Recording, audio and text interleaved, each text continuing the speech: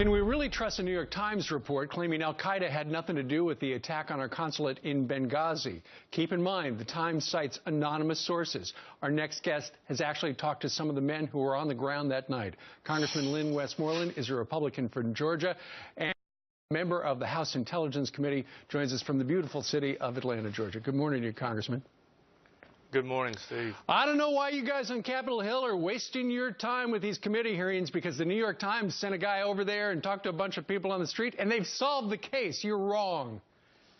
Well, you know, we can't really give a lot of credibility to that report. We've been talking to Americans that were actually on the ground over there and, you know, participated in defending against these attacks. And he actually went over there and, you know, talked to the Libyans that had great knowledge of this and we think could have even participated in it.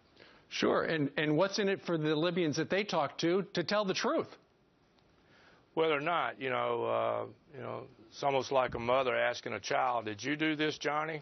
"Oh, no, I didn't do that." But, you know, we've been able to see communications from some of these folks, you know what they were saying. And you know, you can say one thing when somebody knows that you're listening, but when they don't know you're listening, you may say something totally different. Sure.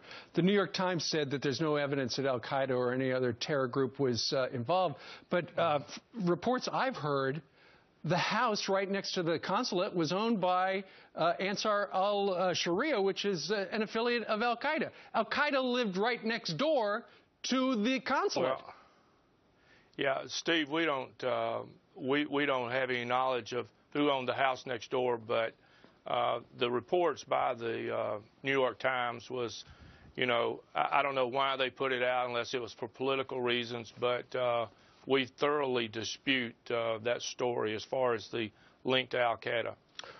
Well, you just brought it up. Perhaps they put it out there for political reasons. What kind of political reasons? Well, you know, I think this thing is eventually going to fall back on the State Department when all the truth gets out there. And, of course, Secretary Clinton was in charge at the time. And, you know, there's just now a lot of rumors going and pushing and about her running for president in 2016. So, you know, I think they're already laying the groundwork. You know, we are not quite as used to this kind of political machine as the president and the Clintons have. And so I think they're just laying the groundwork, try to absolve her from the lack of security that was sent over there, the number of requests for security that was turned down. And so I think they're just trying to take the pressure off of her and the administration, quite frankly. Sure. Well, you know, your comments echo what our emailers are saying. They say it kind of smells fishy. Before you go, Congressman, though, I want to make sure I understand. You feel, from what you have heard behind closed doors, and I know a lot of it is secret, you can't reveal it, but for, you know, the New York Times says al-Qaeda nor other terrorist outfits involved. Is that wrong? Yes, sir. Absolutely. Absolutely. All right. Well, that's what we're. And accelerated by the video?